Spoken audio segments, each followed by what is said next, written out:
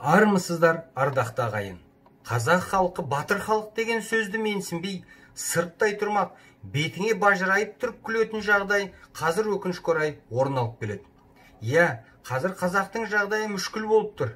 Көшеде таш кетеріп жүрген жігіттеріміз қаншама, көше кезіп, жезөкше болып жүрген қарындастарымыз да бар. Бірақ мұның бәріне де өз себебі бар. Кеше ғана өз қайсарлығымен бүкіл Азияны мойындатқан қазақ хандығының бүгінгі ұрпақтары көп ғасырлық арнайы жүргізілген саясаттың арқасында момындалып қалды. Тарихынан алыстатылған, салт дәстүрінен айырылған, тілі қудаланған қазақ елі әрине өзінің ата-бабасының қандай батыр болғанын ұмытып, жуас және жасқаншақ жұртқа айналып кетті. Бірақ қанымызда сол кезіндегі батырлардың жігері генетикалық тұрғыда сақталғанына мен кәміл сенемін. Және де керек кезде ел арасынан сол кешегі Қабанбай, Сартай бауыржандар шығады. Сөзімен мыңды тоқтатып, әділдігімен жалғанды тамсандыратын Қазыбек пен Төле билердің ұрпағы да табылады. Өйткені ғасырлар бойы қазақ қанында жинақталған батырлық генін жою мүмкін емес. Оны тек жасырып, уақытша тоқтатып қою ғана болады. Бірақ жою мүмкін емес. Егер қазақ батыр халық болмаса, Еуразияның ең құнарлы жеріне елі кетер ме? Алпауыт империялармен көршілес отырып, азғантай санына қарамастан осындай жерін сақтап қалар ме? Өздеріңіз қараңыздар, қазақ жерінде өзен де бар, тау да бар, шөл де бар, жазық та бар. Басқа қай елде осындай кереметті кездестіресіздер? Сан жағынан дүние жүзіндегі халықтар арасында төменгі орында орналасқан қазақ дегенмен қазіргі таңда жер көлемі жағынан 9-шы орында тұрар ме батыр халық болмаса? Сондықтан да біз қазақ болғанымызға мақтанып, өткенімізден сабақ алуымыз керек. Кешегі өткен қайсар батырларымыз осы ел мен жер үшін, өздерінің ұрпағы, яғни біз үшін жан беріп, жан алысты емес пе? Ендеше сол батыр бабаларымызды дәріптеуден шаршамауымыз керек. Менің бүгінгі бейнеролигім сондай айбарлы батырларымыздың бірі, жалпы қазақ еліне қорған болған Шекті Бақтыбай батыр туралы болмақ. Кезінде аты жер жарып, жауларын шошытса да бүгінгі күні Бақтыбай батыр туралы әлі де білмейміз. YouTube заманында осы батырымыз туралы бірде-бір видео жоқ. Менің ойымша бұл әділетсіздік. Өйткені басқа елдер батырларын ойдан шығарып жатқанда біз барымызды қадірлемей отырмыз. Сонымен Бақтыбай батыр деген кім? Бақтыбай шамамен 1698 жылы Шекті руының атақты биі Төлестің отбасында дүниеге келген екен. Жастайынан нағыз батырлық тәлім тәрбие алған Бақтыбай 15 жасында атқа қонып, қолына шоқпар ұстап, Қарақұм құрылтайында бас сардар болып сайланған жас Әбілқайырға қосылады. Әбілқайырдың жасағында жүріп, Бақтыбай ерлігімен көзге түсіп 17 жасында батыр атағына ие болады да есімі қазақ даласына жайыла бастайды. Кейін Әбілқайыр кіші жүздің ханы болып сайланғанда 20 жастағы Бақтыбай батыр ханның ең жақын серіктерінің біріне айналады. Әбілқайыр қайда барса да, қандай да болмасын шайқаспен ұрысқа аттанса да, үнемі қасында Шекті Бақтыбай батыр болған. 1726 жылы Ордабасы құрылтайында Әбілқайыр хан екінші рет қазақтың сардары болып сайланғанда, оның қасында тағы да осы Бақтыбай батыр табылып, Әбілқайыр оған ең маңызды тапсырмаларын жүктеп отырған. Бірақ 1728 жылы Бұланты шайқасынан кейін Бақтыбай батыр мен Әбілқайыр ханның жолдары екі жаққа кетеді. Осы Бұланты шайқасында Шекті әскерінің қолбасшысы болған атақты Құл батыр сол кезде жасы 60-қа таяп, ұрысқа тікелей араласпай, биік төбеден бақылап әскерге басшылық жасаған. Бір кезде жан беріп жан алысқан шайқаста қазақтардың қолы ыдырап шегінгенін көрген Құл батыр қатты қиналады. Осы кезде ұрысқа қатыспай, тасада тұрған Бақтыбай батыр шыдамай кетіп, Әбілқайырдың рұқсатымен қасына бір топ сарбаздарды ертіп, жауға атойлап шауып кетеді. Сол кезде Бақтыбай батырдың алдынан жоңғардың атақты баһадурларының бірі саналған Қонжар ытқып шығып бас салады. Өлмей беріспеймін деген екі батырдың арасында жекпе-жек басталып, аяғында Бақтыбай батыр жаудың басын алып, қазақ сарбаздарының рухын көтереді. Нәтижесінде Бұланты шайқасы қазақтардың толық жеңісімен аяқталып, жоңғарлар әрең құтылып қашады. Ұрыстан кейін болған кеңесте Құл батыр Бақтыбайдың жау жүректігіне риза болып, мен қартайдым, енді ұрыста жауға Бақтыбайлап тиісесіңдер, Шектінің ұраны Бақтыбай болсын деп бата берген. Атақты Жиенбай жырау кейін былай деп жырлап кеткен екен: құланды да құлатам, аруағы болған тектінің, батасын алған Бақтыбай, ұраны болған Шектінің.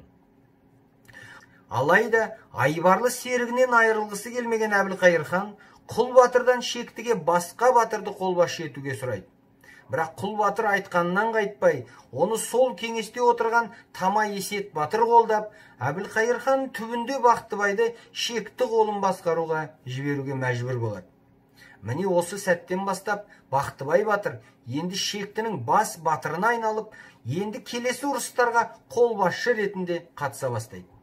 Бақтыбай батырдың есімі болса Шекті батырлардың ұранына айналады. Ел аузында бұл туралы келесі өлең шумақтары сақталып қалған екен. Біздің ел отырады қобда жайлап, қоңынан жарлады бота тайлақ, әлімнің найза ұстаған батырлары жорыққа аттанады Бақтыбайлап. Кейін Тама Есет батыр қайтыс болғаннан кейін Бақтыбай батыр кіші жүз жасақтарының аға батыры болып сайланады. Енді тек Шекті руының ғана емес, жалпы кіші жүз бас батырына айналған Бақтыбай бірінші орынға ел мүддесін қойып отырды. Мысалы, Әбілқайыр ханмен жақын дос болса да, оның Ресей империясымен одақ құру туралы ұсынысына Бақтыбай батыр ең бірінші болып қарсылық танытты. Және де тек қарсылық қана танытып қоймай, егер орыс елшісі Әбілқайырдың ордасына келсе, олардың бәрін қырып тастаймын деген сөздерді айтылды.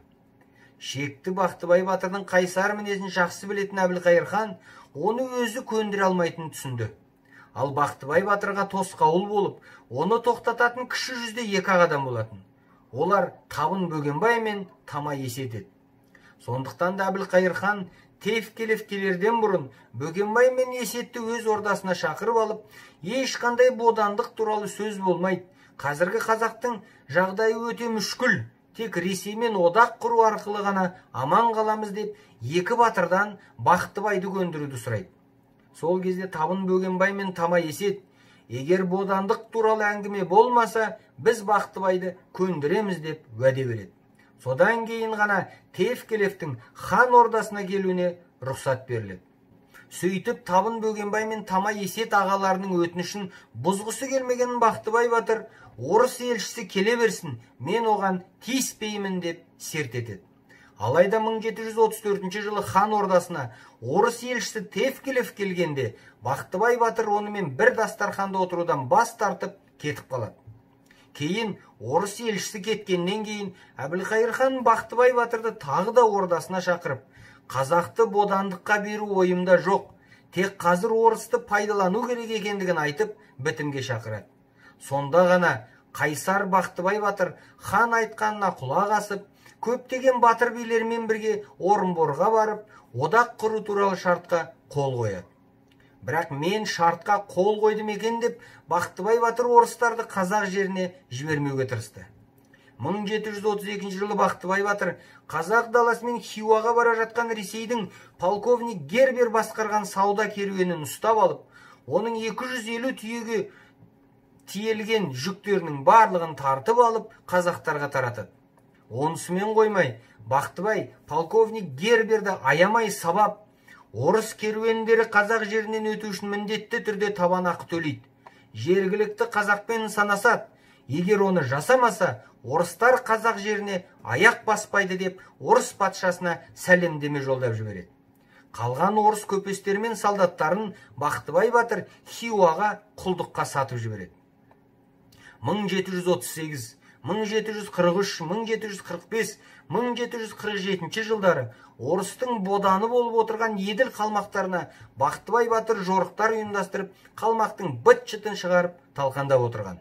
Мұның өзі бірақ Әбілқайыр мен орыс патшасының арасындағы шартты бұзу болып саналатын. Өйткені қазақтар орыс бодандығындағы халыққа тиіспейміз деген болатын. Бақтыбай батыр болса, Әбілқайыр ханның бетіне тура қарап тұрып, егер хан қалмаққа тиіспесе тиіспесін, ал мен болсам, бұл ата жаудан кегімді әлі алып болғам жоқ, және де орыс патшасына бағынбаймын деп бірақ қайырады да орыстарға бағынбайды. 1748 жылы Әбілқайыр хан өлгеннен кейін Бақтыбай батыр оның үлкен ұлы Нұралыны қолдап хан көтереді. Бірақ Нұралы хан күннен күнге күшейіп келген орыстарға ашық соғыс жариялаудан бас тартқанда, Бақтыбай батыр 1750 жылы Шекті, Шөмекей, төрт қара руларын біріктіріп, Батыр сұлтанды хан көтереді. Осы кезден бастап Бақтыбай батыр Ресей империясы, Хиуа, Қоқандарға бірдей қарсы соғыс жүргізіп, аттан түспейді. Міне үстіп аттан түспей жүріп, қолына шоқпар мен найзасын ұстаған Бақтыбай батыр мөлшермен 1758 жылы Еділ қалмақтарымен болған шайқастардың бірінде қаза табады. Ел үшін өмір сүріп, ел үшін ат үстінде қаза тапқан Шекті Бақтыбай батыр көбімізге үлгі болуға тән. Бақтыбай батыр қайтыс болғаннан кейін Ресей империясының кіші жүз қазақтарына қысымы әрине күшейе бастайды. Сонымен қатар 30 жыл бойы орыстарға бой бермеген Бақтыбай батырдың есімі тарих беттерінен жойыла бастайды. Кейін осы саясат кеңес дәуірінде де жалғасын тауып, Шекті Бақтыбай батырды халыққа жаны ашымайтын бұзақы, ұры, барымташы етіп көрсетуге тырысты. Бірақ батырдың есімін халық жадынан жою мүмкін болмады. Бір жағынан Бақтыбай батыр туралы аңыз әңгімелер қарапайым халық арасында тарала берді. Екінші жағынан Бақтыбайдың кіндігінен тараған ұрпағы атасының ерлігін әрі қарай жалғастырды. Бақтыбайдың артында қалған 8 ұлы да туған халқына адал қызмет етті. Бақтыбай батырдың немерелері де арыстандай батыл болып, өз ғұмырларын туған ел болашағы үшін күреске арнады. Мысалы, Жанұзақ би Қарашаұлы Сырым батыр бастаған ұлт азаттық қозғалысқа белсене қатысып, асқан ерлік танытса, Айдос би Құдасұлы, Келдібай би Қарашаұлы, Қожамұрат би Қарашаұлы, Арыстан би Серәліұлы, Ерімбет би Ерәліұлы есімді Бақтыбайдың немерелері әйгілі Арынғазы ханның Ресей және Хиуаға қарсы жүргізген күресінде оның қасынан табылып, Арынғазы хан Петербургтен оралмағаннан кезде күресті жалғастырды. 19 ғасырдың орта шеңінде елдің азаттық үшін күресін Бақтыбай батырдың шөберелері басқарды. Мұрат Жанұзақұлы, Отарбай Жандосұлы, Айтқұл Боранұлы, Тана Досанұлылар қазақты біріктіріп ата жолын жалғастырды. Міне осылай ата көрген оқ жонар демекші, елім деп еңіреген Шекті Бақтыбайдың ұрпағы да ата жолын қуып, ел азаттығы жолында халқымен бірге болды. Ал енді Шекті Бақтыбай батыр қай жерде жерленген деген сұраққа келсек, қазіргі таңда екі вариант бар. Бірінші вариант негізінен тарихшы Аманбай Құнтілеуовтің зерттеулеріне негізделеді. Оған сәйкес, Бақтыбай батыр халық арасында Қарасақал әулие деп те танылып, қазіргі Ақтөбе облысы Байғанин ауданы Ақжар ауылының маңында орналасқан Қарасақал қорымында жерленген дейді. Кейін осы жерге үлкен кесене де тұрғызылды. Бірақ соңғы жылдары Бақтыбай батырдың басқа жерде жерленген туралы да айтыла бастады. Ресей архивтерінен табылған карталарға сілтеме жасап, кейбір зерттеушілер Шекті Бақтыбай батыр Өлке Аяқ өзенінің жағасында жерленген дейді. Өздерінің пікірлерін дәлелдеу үшін келесін айтып жүр. Сол табылған карталарда Бақтыбайдың әкесі Төлес, үлкен ұлы Асан, немересі Амалдық, шөбересі Кішкентай осы өзеннің жағасында жерленген. Өйткені осы Өлке Аяқ өзені Бақтыбай батырдың жайлауы болған. Сондықтан да Шекті Бақтыбай батыр жем бойындағы бөтен жерде емес, Шектінің жерінде Өлке Аяқ өзенінің жағасында жерленген деп айтып жүр. Қайсысы дұрыс екенін уақыт көрсетер.